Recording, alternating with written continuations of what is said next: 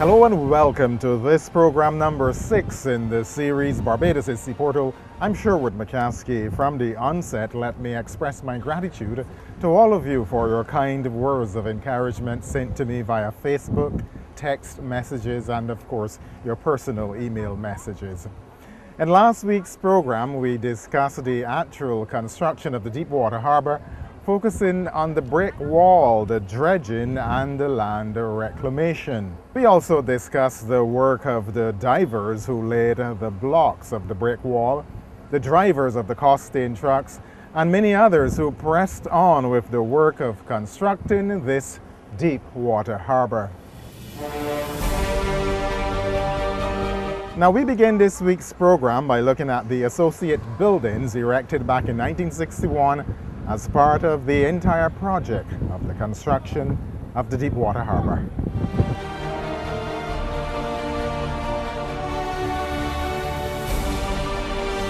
After the land was reclaimed, 2 large sheds were built on the quay wall behind an apron 60 feet wide, and they provided a floor area of 81,000 square feet. These sheds were fed by a 65-feet roadway on their landward side, from which vehicles could back up to a loading ramp. A third and smaller transit shed built to the southeast of the inner berth contained an examination hall and another 15,000 square foot floor area of storage space. The number 1 transit shed was used to store transshipment cargo as Barbados exported goods for shipment to the other West Indian islands, while the other transit sheds, number 2 and 3, were used mainly for imports from Europe, America, and Australia. One of the main reasons leading to the government's decision to construct the Deepwater Harbour was the need for bulk sugar storage. Code and Partners designed the facility. Some 905 tons of steel was used in the roof and supplied by Burton Construction Limited of Burton-on-Trent in England. The bulk sugar storage could hold 80,000 tons of sugar. It was 171 meters long with a width at floor level of 43 meters. The apex of the store measured 31 meters above floor level. During its construction in 1960, a teacher from a nearby school took a number of young and inquiring minds on a tour of the site. At the junior stage, the child's interest in his environment is slowly resolving itself. One of the purposes of the school is to help its pupils interpret their environment. While on that tour of the Deepwater Harbour back then, the photographer captured a teacher and his students as they view the construction of the bulk sugar storage. Children of this school are on a visit to the Bridgetown Harbour, first-hand experience for them, bringing them into touch with the engineers and the builders.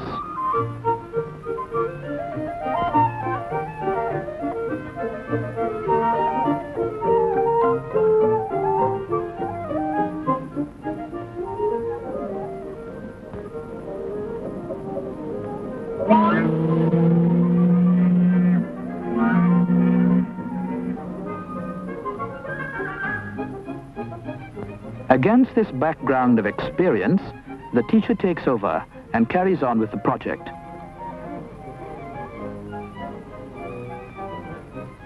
Pupils take part in the lesson and enjoy doing so, because there is material to form a basis for discussion.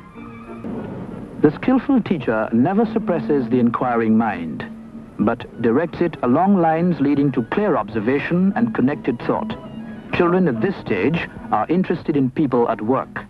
The teacher satisfies this curiosity by taking them on well-organized tours into the world around them to obtain first-hand experience of places, of things, of thought, of feeling. The bulk store ensured adequate storage so that sugar that was not exported could remain in store until the start of the next season. What you did see, instead of the boats or the lorries taking the sugar to the harbour, was the bulk. And that took a fair amount of ingenuity, if you wish. They have a gentleman by the name of John Gort with a Dutchman. he actually, the bulk sugar chute, he actually built that. He come down with the Dutchman working with divers, and then he went straight over the coast then. He remained a little while after the harbour, and he had a restaurant in Fontebelle. His son arrived and they did the operation. Like when ships come in for the sugar, they used to come out from the barn, come out from the sugar barn and go underground, on some conveyor belts, and go to the shore and that thing. So I used to work there then with the same Dutch people, you know, till that concludes. And you can see it. Is that an asbestos roof? Could be. Now dirty gray, but it's shaped as the steeple of a church. And in that, it was a bulk sugar loading facility. The 8,000-ton ship Diplomat was the first to use the facilities of the bulk loading installation, arriving at the harbour in the early hours of the morning of March the 10th, 1961.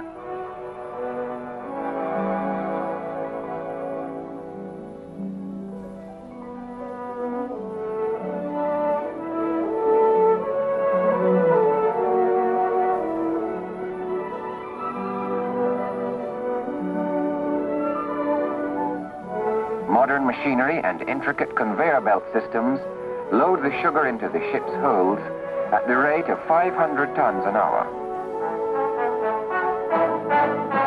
Times have changed, and Barbados is preparing to meet the challenge. The new harbour will handle the entire sugar output of the island.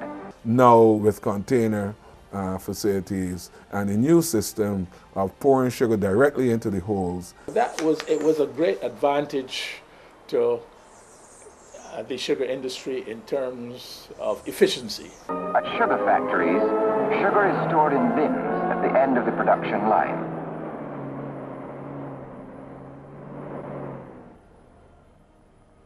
From here, it's transferred to steel bins mounted on lorries of the sugar transport fleet.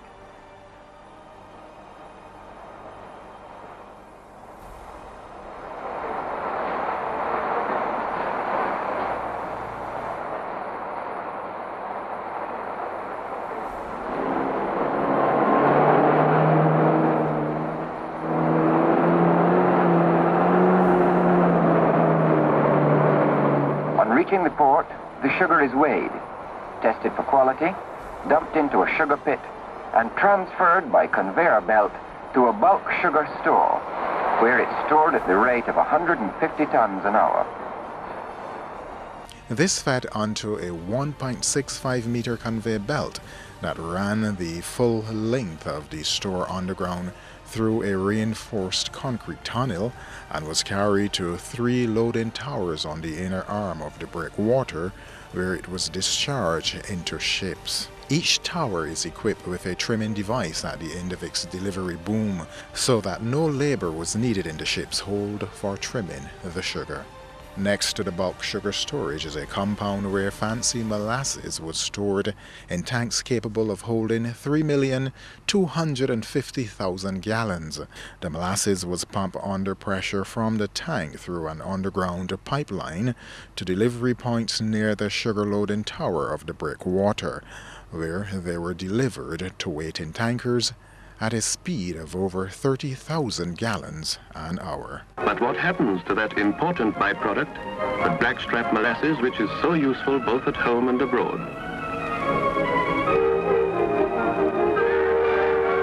When it comes from the factories, it is stored at the terminal to await shipment.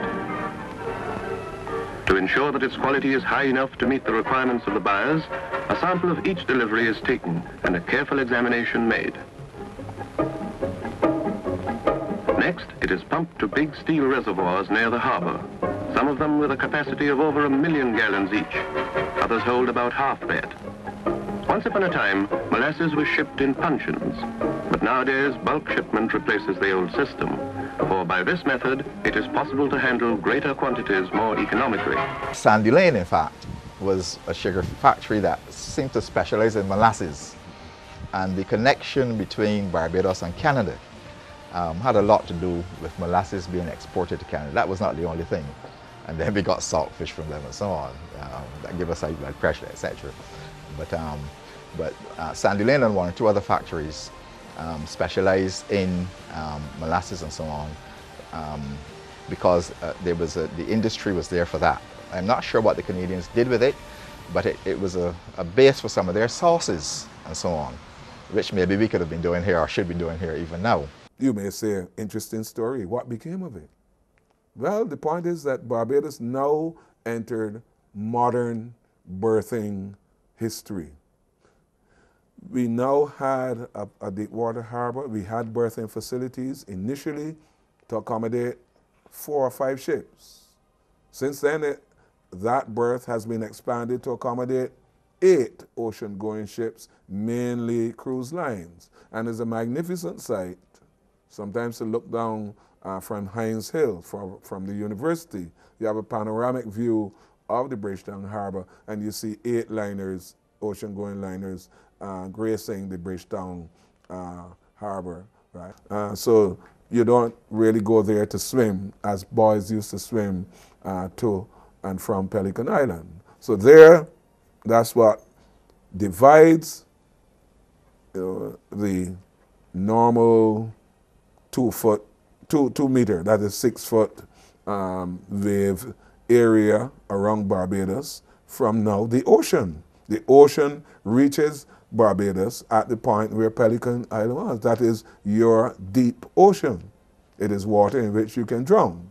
On completion of the project, Costain, the company which constructed the harbor, made certain representations to government, and some of those representations were somewhat substantial. But after we had done some research in the ministry and looked through the files and so, we managed to reduce those claims considerably. In fact, there was even possibility of going to arbitration to settle the claims, and that arbitration was due to take place in London. But it was not because of the reduced claims that were successfully advised by the legal luminaries in the case on the basis of the information gathered by the members in the ministry who did the research work, and it was settled without having to resort to any such thing. Now, according to the contract document, the government was expected to make payments to Costain every 2 weeks during the construction. Now, if the government had failed to meet its obligation in that regard, penalties were to be imposed. Fortunately for us, we went through the entire period without failing to make a payment. And the payment was being made, and at that time, not just by a voucher or anything like that. In fact, most of the claims that people had against the government were made centrally by the Treasury, not by the individual departments at that time. And quite frequently, the officers in the Treasury would communicate with us to get some indication as to what was happening in terms of the amount of money that they had to dispense with to satisfy the contractors' claims. And this was ongoing, because they would always frequently said, well, how much do you think it is? Because they were, they wanted to be sure they had enough money in the Treasury to make the claim at the time. But so this involved a whole set of people in the government service. Many government departments were involved in one way or the other in order to make this what I would regard overall as a success, the success it was. We are yet to find an individual who speaks to the contrary. From all reports, the construction of the Deepwater Harbor was a tremendous success for Barbados on many fronts, and certainly was the realization of a dream of then Prime Minister of the West Indies Federation and former Premier of Barbados, now celebrated national hero, the Right Excellent Sir Grantley Herbert Adams. And Sir Grantley Adams himself, now Prime Minister of the Federation, right? And by then the Federation was undergoing a number of lethal strains which would eventuate in its dissolution 1 year later. Sir Grantley Adams himself opened the new Deepwater Harbor, opened this extension to Barbados. So it is both Adams and Cummins' extension. On the 6th of May, 1961, Sir Grantley Adams, the Prime Minister of the West Indies, officially opened the port of Bridgetown. We are living in a world that is shrinking. And while others are playing about in searching out new planets, we are ensuring that exports from and imports to this island are made easier for all. For Sir Grantley Adams, formerly Premier of Barbados and the first Prime Minister of the Federation of the West Indies, here was a dream come true. Sir Grantley was foremost among those who regarded a deep water harbour as essential to the economic advancement of Barbados. It was therefore fitting that to this man should go the honour of declaring the new harbour open. I was present at the opening. In fact, I had the responsibility more or less for issuing the invitations. The minister would come in and give you a list, and other people would come in, and you have particular government officials who would automatically be invited to it, and so we had that control of that. These invitations went out. We had a number of people, the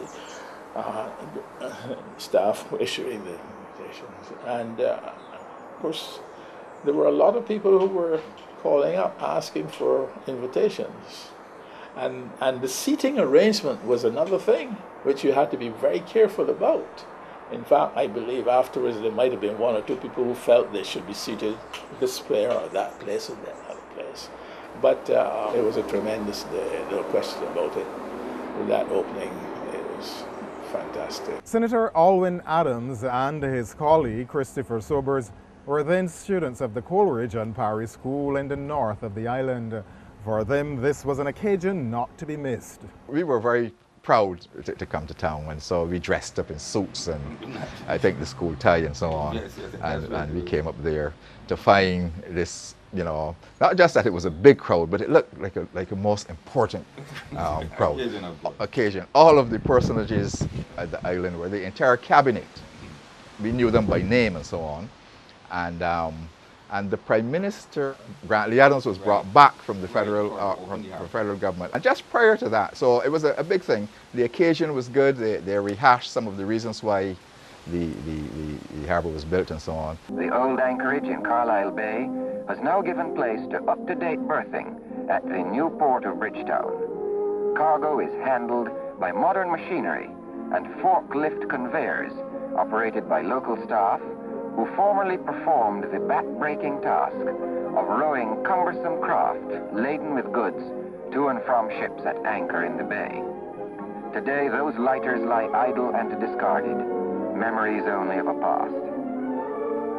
This tight little isle that knew Nelson and shared Britain's finest hour keeps pace with the times, yet preserves much of that old world charm.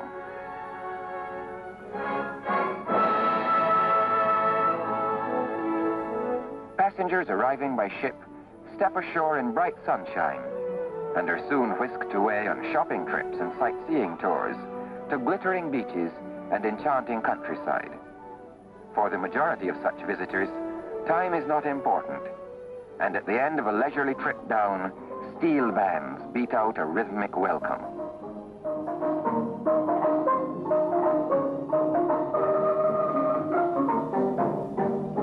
Senator Adams and Christopher Sobers continue to regale us with their memories of the opening day. But what Chris might remember a lot was that we had never seen so much food. Not food. It was not so much the food. The drinks. I've never seen so much liquor. There was a lot of liquor that I don't drink. I never like alcohol and never will. But I don't like the taste. And I remember that night, I had one drink. I think I tasted a little of it, and I threw the balance. Right? So I didn't drink, but the other guys were having a ball with the drinking liquor. I had a feeling that he was trying to imply that the other fellas were which obviously was against the school rules. But whether that was so or not, it was very interesting that we met a guy from Harrison College who lived in our area, And he moved around with us the whole night. I don't know exactly why that happened, but we were friends though. Yeah, no, he was on that. And he was extremely loud, along with my friend, my great friend Michael Clark as well. Yes. So when we were coming back down in the bus, I don't know how to explain this. I put it down to misplaced exuberance rather than the drinks that Chris was talking about. And so we became a little bit loud in the bus, straight from Bridgetown all the way down to Carrollton and Leicester and so on. And surprisingly, I don't remember if it was a weekend day or if it was a day during the week. It was Saturday. It was a Saturday. It was a Saturday. The Monday morning. Monday morning, that's right. The Monday morning when we got to school. The headmaster sent for us. Chris doesn't remember this. But no, I was in their crowd. But he was not in our crowd. Because I lived here. I lived here too. And I took the bus that came up here. Would be Holders Green or whatever it was. Yeah, so I had to be the spokesman for the fellas because the headmaster was known to be a gentleman who sometimes didn't ask any questions. So I didn't use the word misplaced exuberance, but I told him that we were overexcited with the whole thing, and we were talking about the importance of the harbour and cricket and things of that nature, but a little bit loud. And he kind of bought it. Somewhat clever and quick-thinking schoolboys back then, and so the new port of Bridgetown was officially opened. A factor of great assistance to the island transshipment trade was the regular service provided between Barbados and the other islands by the federal palm and the federal maple.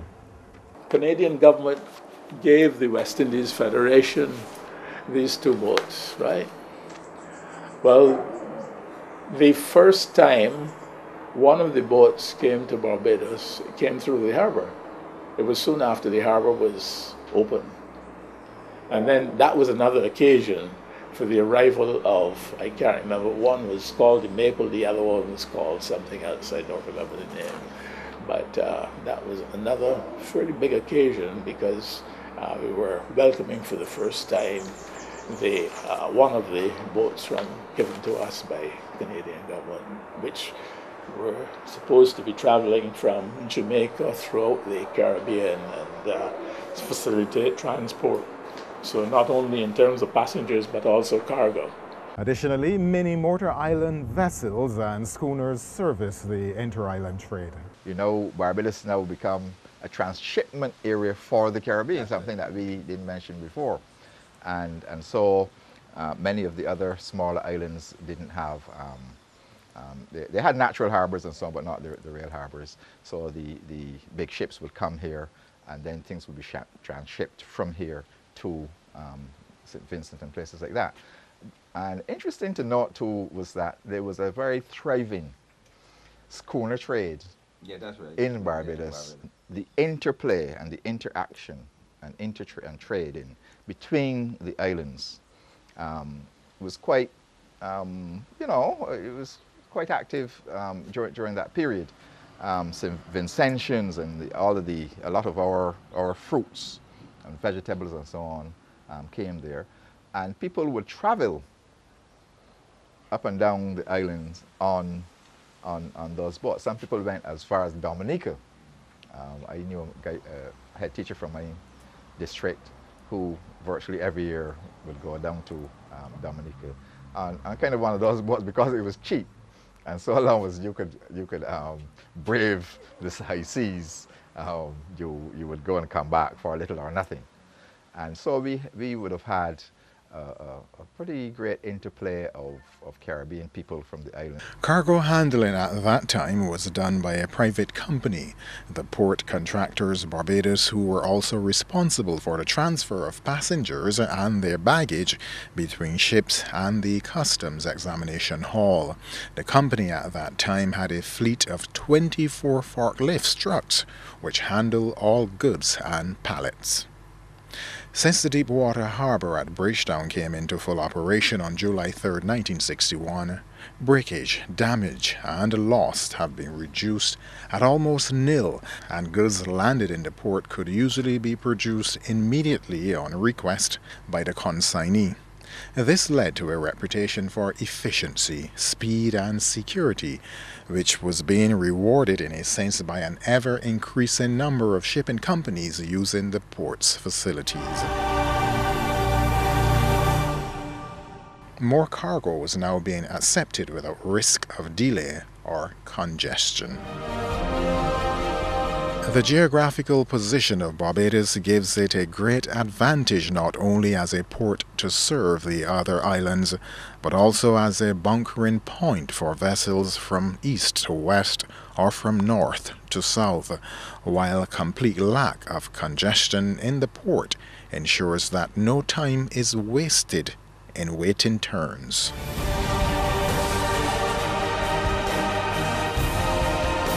And so that brings us to the end of yet another program in the series Barbados in Seaporto, as we continue to look towards the construction of a deep-water harbour for Barbados. I'm Sherwood McCaskey. As always, I appreciate the fact that you have opted to spend the last 30 minutes with me. So until next week at the same time, do join us as we continue to look towards the construction of a deep-water harbour for Barbados.